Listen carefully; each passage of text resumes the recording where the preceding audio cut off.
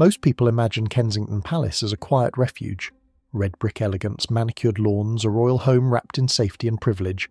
But behind those tall sash windows, the palace has witnessed more desperation, isolation, and quiet heartbreak than almost any royal residence in Britain. It was here, in apartment 8, that Princess Diana paced the creaking floors at night, convinced she was being watched. Here where love curdled into silence, where secrets were traded in whispers, and where the woman adored by millions felt utterly alone. To understand Diana's story, we must first understand the shadows that lived in her palace long before she did. The palace was born from sickness. In 1689, King William III could barely breathe in London. The damp air rising from the Thames turned his asthma into agony. Whitehall Palace, with its riverside position and smoky chimneys, was slowly suffocating him. So he bought a Jacobean mansion on the western edge of the city, a place with cleaner air, open gardens, room to escape. Christopher Wren transformed it into something grander, red brick and white stone, tall windows that caught the morning light, state apartments designed for power, private rooms designed for healing. William called it his sanctuary. He died there in 1702, thrown from a horse in the palace gardens.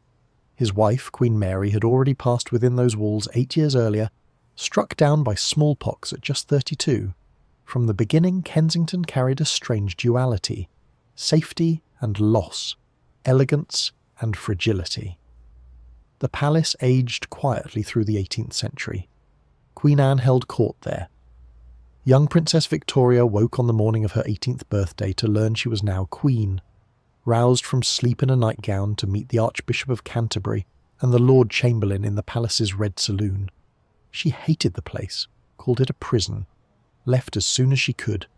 By the Victorian era, Kensington had become a residence for lesser royals, dowagers, cousins, children born into duty but not destined for thrones. The grand state rooms gathered dust. The private apartments were subdivided, carved into smaller homes within the larger shell. Servants moved through narrow back staircases. Children played in walled gardens, visible from the park but always separate. The palace developed a reputation: respectable, historical, but somehow melancholy. Then came the 20th century, and with it, a new generation seeking to reclaim the old elegance. Princess Margaret moved into apartment 1A in 1960. She filled it with modern art, elaborate dinner parties, cigarette smoke and laughter that echoed through rooms once occupied by forgotten princesses. For 2 decades, she made Kensington fashionable again. Photographers crowded the gates, celebrities arrived after dark, but even Margaret's glamour couldn't erase the palace's essential character. Those who lived there longest spoke of isolation, of living in a museum, of walls that absorbed sound, rooms that felt watched, corridors that twisted back on themselves. When Lady Diana Spencer arrived in 1981, she was 20 years old. She came with hope, the kind of hope that only a young bride can carry into an ancient institution. She believed in the fairy tale, not naively but genuinely. Here was a chance to build something real, a modern marriage in a historic setting, a family, a purpose. Apartment 8 became hers. It was smaller than Margaret's grand spread, but Diana preferred it that way. She wanted warmth, not grandeur. She chose soft colours, floral prints, comfortable furniture you could actually sit on, toys scattered across the nursery floor, photos in simple frames. The apartment sat on the palace's northeast side, modest by royal standards. The rooms connected through enfilades, doorways aligned so you could see from one end to the other. Morning light poured through the tall sash windows. From certain angles, standing in the drawing room, you could glimpse the round pond in Kensington Gardens. Children sailing boats, dogs chasing balls, normal life just beyond the gates. Charles had lived at Kensington since 1978. Bachelor quarters that reflected his tastes. Orderly, traditional, controlled. When Diana moved in, they merged households but kept separate rhythms. His valet, her lady-in-waiting, different phone lines, different schedules.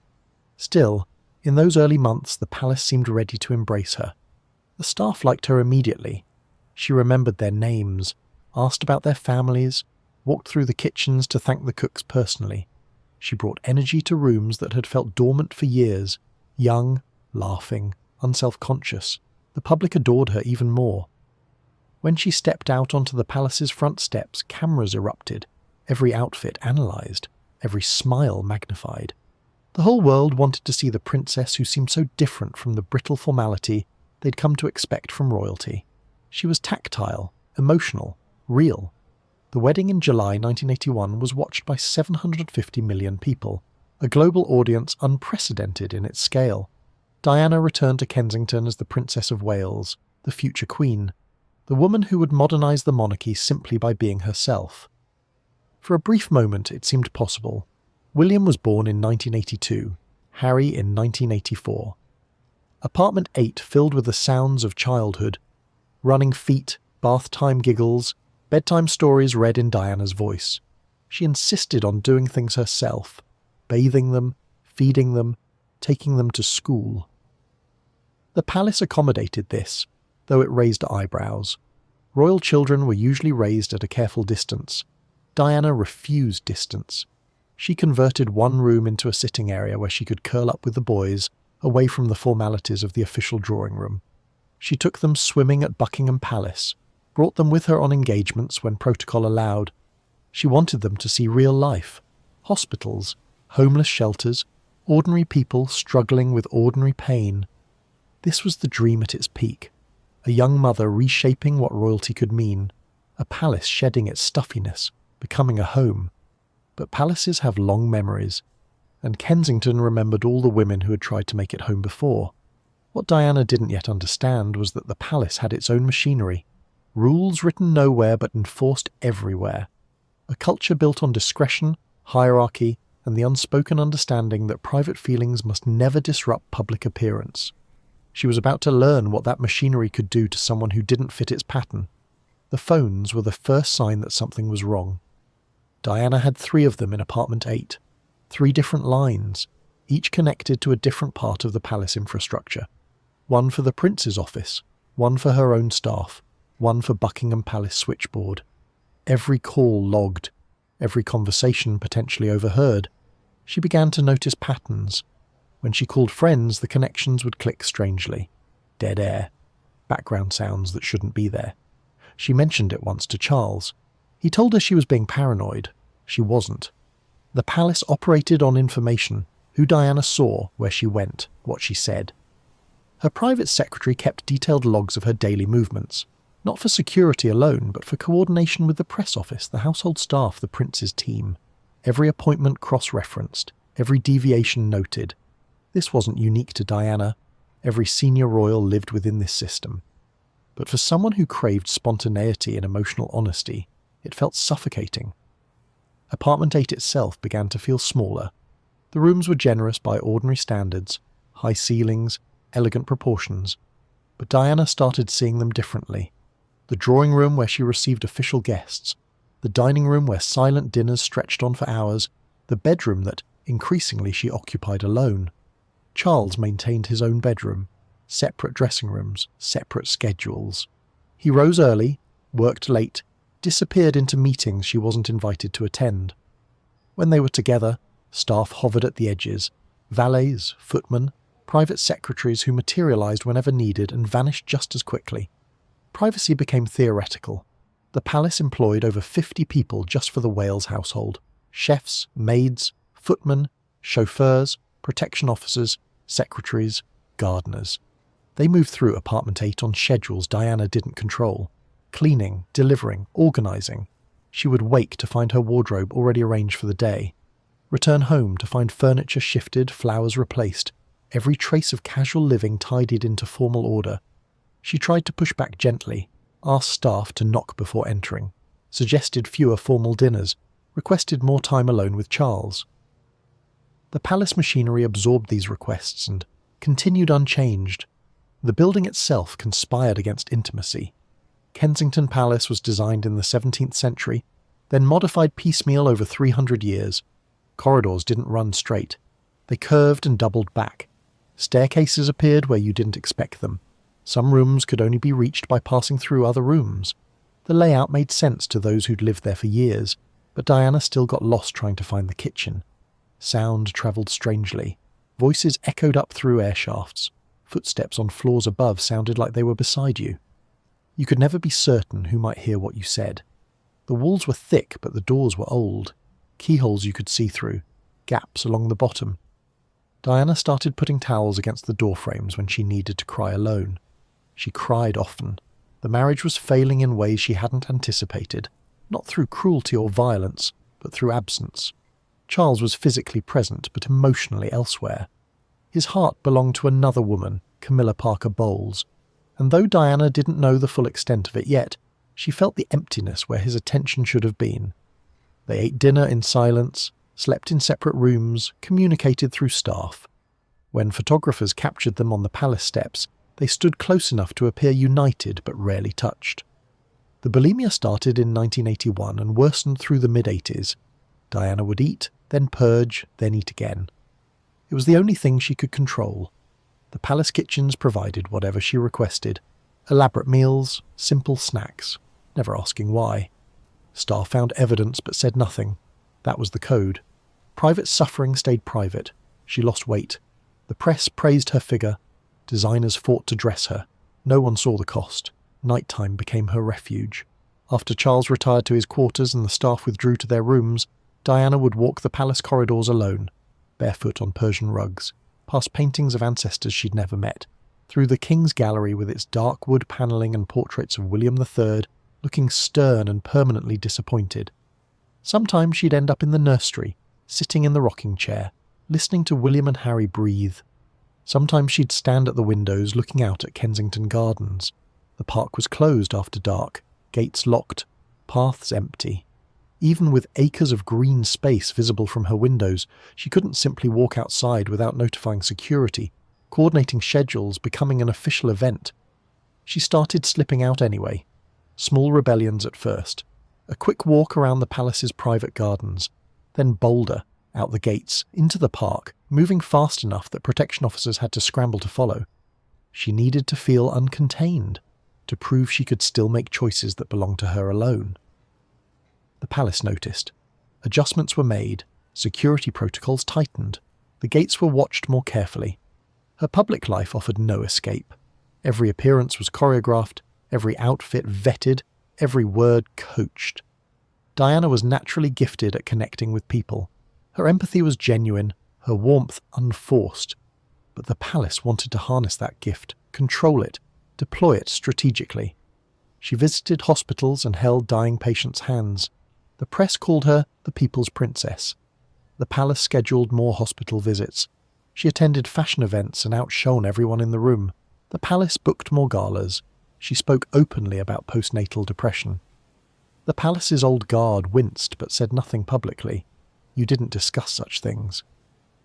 But Diana believed silence was part of the problem. She kept speaking.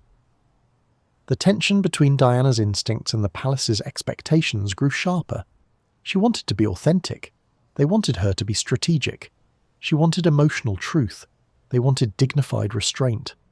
Charles retreated further. His life had its own rhythms. Country estates, old friends, private pursuits that didn't include her.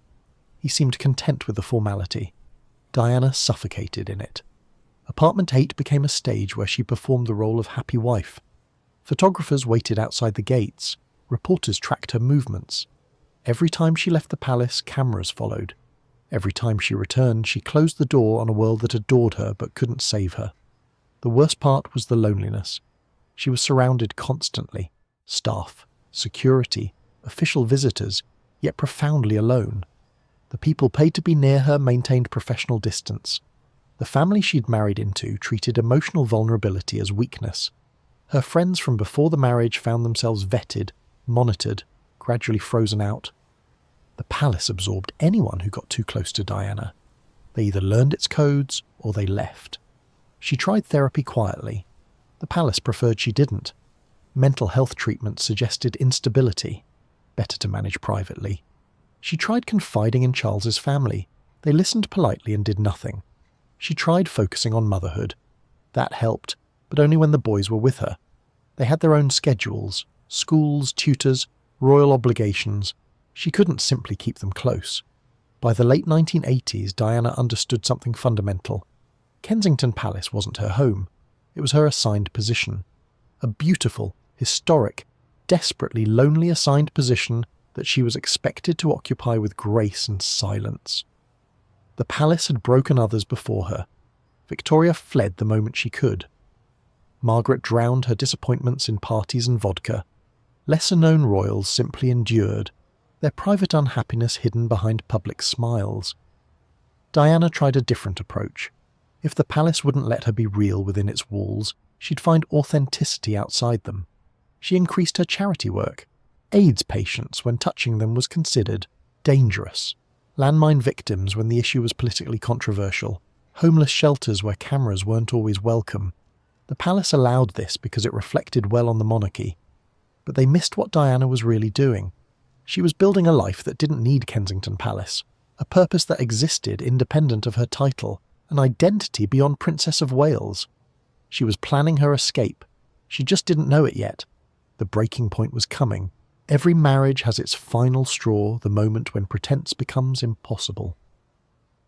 For Charles and Diana, that moment was rushing toward them faster than either anticipated. The palace walls couldn't contain it much longer. The first cracks appeared in public. June 1992. A book called Diana, Her True Story hit shelves across Britain. Written by journalist Andrew Morton, it detailed the princess's bulimia, her suicide attempts, her husband's affair, her misery within the palace walls. The palace denied Diana's involvement.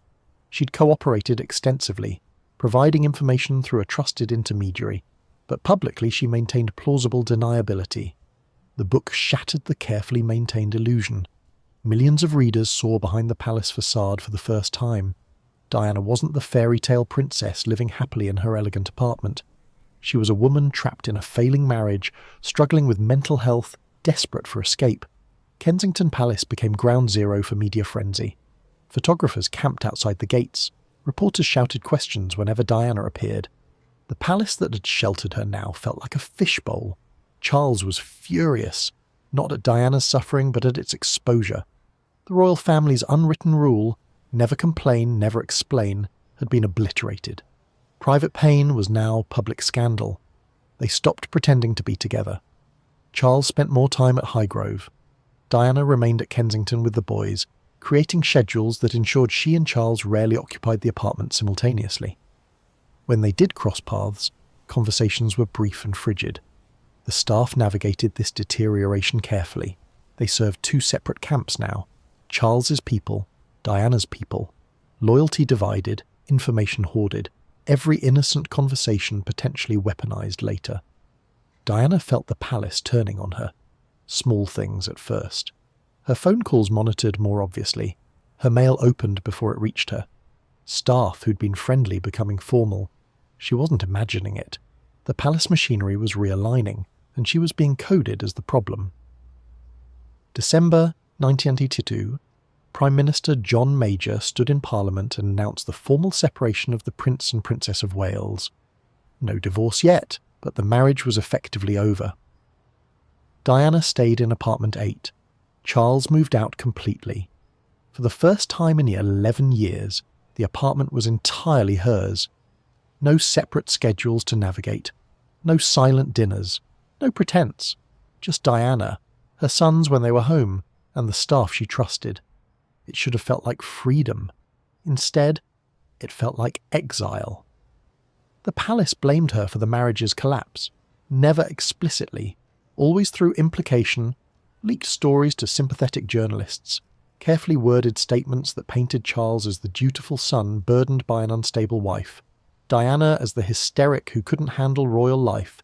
She fought back the only way she knew how, by being more visible, more caring, more real. She increased her public engagements, held hands with AIDS patients, hugged grieving mothers, sat on hospital floors with sick children. Every photograph showed what the palace tried to hide. Diana's extraordinary capacity for human connection. The public chose sides. Overwhelmingly, they chose Diana. This infuriated the establishment. The palace had controlled the narrative for centuries. Now a separated princess living in apartment 8 was reshaping public opinion simply by being herself. The retaliation was subtle, but devastating. Her funding reduced. her staff reassigned. Her official role gradually diminished. She was still Princess of Wales, still mother to the future king, but the palace was systematically stripping her of institutional power. Kensington Palace itself became a battleground. Diana kept her apartment, but palace administrators controlled everything around it. Who could visit? Which entrances she could use? What parts of the building were accessible? She lived in her own home under someone else's rules. Security tightened, officially for her protection, actually for surveillance. Officers reported her movements, logged her visitors, created detailed records of her daily life. She assumed her rooms were bugged, started having sensitive conversations outside in the gardens where listening devices would be harder to place, wrote important notes by hand rather than typing them, trusted almost no one. The paranoia wasn't irrational, it was survival. Then came 1995, the interview that changed everything. Diana contacted journalist Martin Bashir secretly. She wanted to tell her story directly, without intermediaries, without palace spin. They arranged to film at Kensington Palace, not in apartment 8, but in a quieter corner of the building where they wouldn't be interrupted. The BBC Panorama interview aired in November 1995. 23 million people in Britain watched, hundreds of millions globally. Diana sat in a simple black outfit, speaking calmly about her marriage, her mental health, Charles's affair, her own affair, the future of the monarchy. One line became iconic. There were 3 of us in this marriage, so it was a bit crowded. Another cut deeper. When asked if she'd like to be queen, she said she'd like to be queen of people's hearts. The palace was blindsided. Diana had bypassed every official channel and spoken directly to the world. She'd admitted to adultery, questioned the institution, suggested Charles might not be fit to be king. The response was swift and brutal. The Queen wrote to both Charles and Diana. The letter was brief.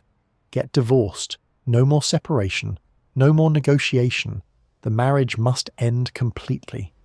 Diana had won the public, but she'd lost the palace's tolerance. The divorce proceedings began in early 1996. Lawyers negotiated the terms. Diana would keep her apartment at Kensington. She'd retain her title as Princess of Wales, but lose the HRH designation, Her Royal Highness. A subtle but significant demotion. She'd receive a substantial financial settlement. She'd share custody of William and Harry. But she would no longer be part of the royal family's official structure. August 1996. The divorce was finalised. Diana was now a private citizen who happened to live in a palace. She had her sons, her work, her apartment. But she'd been cut loose from the institution that had defined her adult life. For 15 years, Kensington Palace had been her cage. Beautiful, historic, suffocating. Now the door was open. She could leave whenever she wanted, build a new life, escape entirely. But she stayed. Apartment 8 remained her base. The palace kept its hold even as she tried to slip free. The question became urgent. Could Diana truly escape? Or would Kensington Palace, with its centuries of shadows, claim her the way it had claimed so many others? The final year was different. Diana in 1997 was no longer the uncertain young bride who'd arrived at Kensington 16 years earlier. She was 35, divorced, independently wealthy, free to chart her own course. Apartment 8 became less of a prison and more of a launching pad. She kept the space for practical reasons. The boys still needed a London base. She needed somewhere secure, but she stopped thinking of it as home. It was simply where she stayed between the life she was building elsewhere. That life took shape in fragments. A relationship with Dodi Fayed, increased humanitarian work, plans to move abroad, maybe America, conversations about film projects, advocacy campaigns, a future unconstrained by protocol. She travelled more. France, Greece, Bosnia, Angola. The Angola trip was particularly meaningful. She walked through minefields to highlight the devastation of landmines, wearing a protective vest and visor, utterly focused on the cause rather than the cameras. The palace watched this new Diana warily. She was more dangerous to them now than when she'd been inside the institution. Free from their control, she could say anything, do anything, ally with anyone. But she was also happier. Friends noticed the change. She laughed more easily, made plans without second-guessing herself, talked about the future with genuine excitement rather than dread. Kensington Palace had finally loosened its grip. Diana was slipping away. Then August arrived. She spent time in the south of France with Dodi. Paparazzi followed relentlessly. The photos were everywhere. Diana on a yacht, Diana at dinner, Diana trying to live a private life under public scrutiny that never relented. She called William and Harry from France, told them she'd be home soon, promised they'd spend time together before school started. She never made it home. August 31st, 1987, the car crash in Paris. Diana and Dodi both killed. The world's most photographed woman dying while being chased by photographers. The news reached London in the early morning hours. Kensington Palace woke to a nightmare. By dawn, people began arriving at the gates. A few at first, then dozens, then hundreds. They brought flowers, candles, photos, handwritten notes.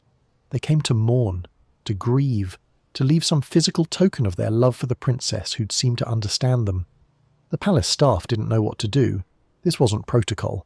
There was no procedure for mass public grief at a royal residence, so they did nothing. The flowers accumulated. By the end of the day, the palace gates were buried under floral tributes. By the end of the week, the entire approach to Kensington Palace had disappeared beneath an ocean of cellophane and roses and teddy bears and tears. 60 million flowers eventually. 60 million expressions of love from people who'd never met Diana but felt they'd lost someone precious. The palace that had isolated her became the focal point of global mourning. The building that had witnessed her loneliness now stood surrounded by proof that she'd been deeply, profoundly loved. The royal family's response was disastrous. They stayed at Balmoral in Scotland. No statement, no public appearance, no flag at half-mast.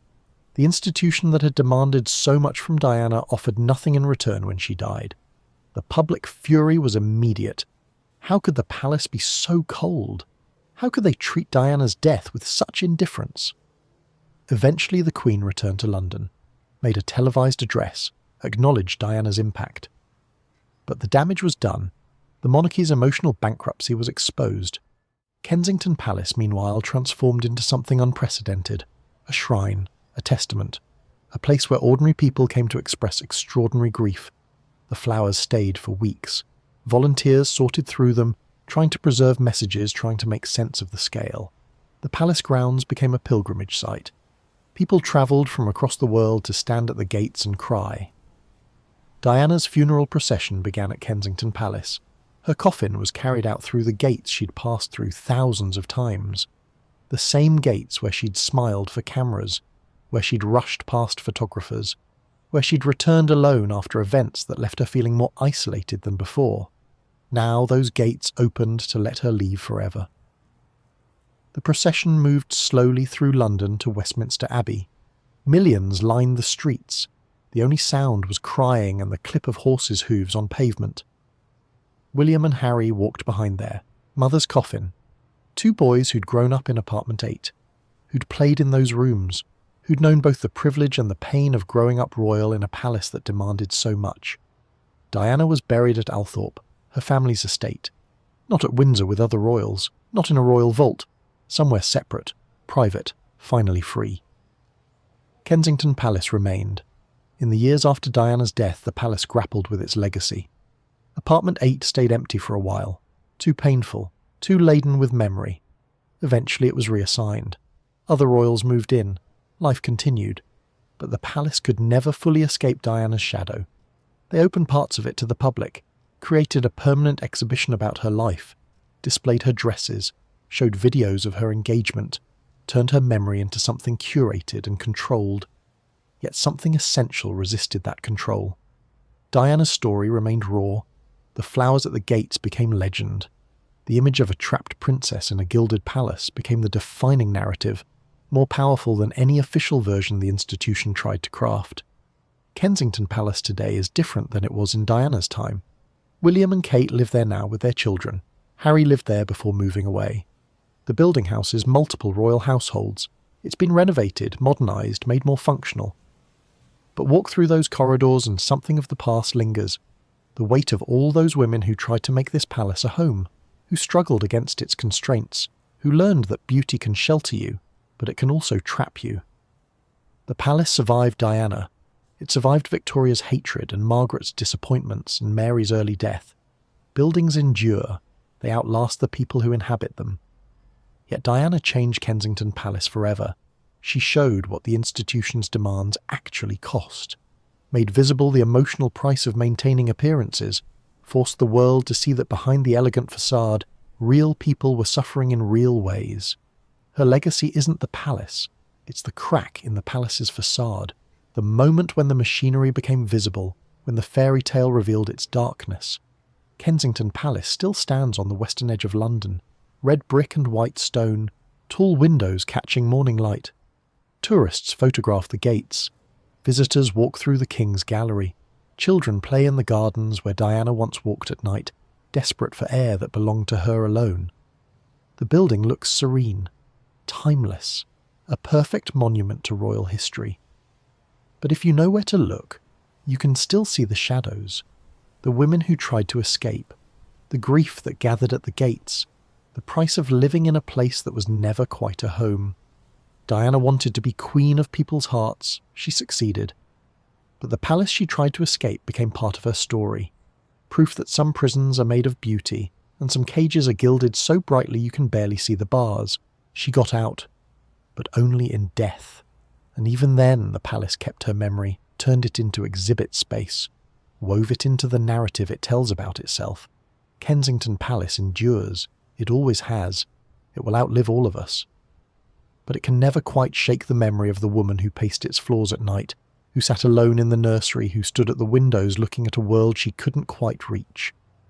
Diana's shadow lives in those rooms, a reminder that no matter how beautiful the setting, no matter how historic the building, a cage is still a cage, and some people would rather risk everything than spend one more night behind bars. Diana's story at Kensington Palace is a reminder that grand buildings can't promise happiness. They can only provide a stage where human drama unfolds. If you found this exploration compelling, there are countless other estates with hidden stories waiting to be told. Which royal residence or historic home should we investigate next? Drop your suggestions in the comments, and if you appreciate documentary storytelling that goes beyond the surface, consider subscribing and hitting that notification bell. These stories matter because they show us that behind every monument there are real lives with real costs.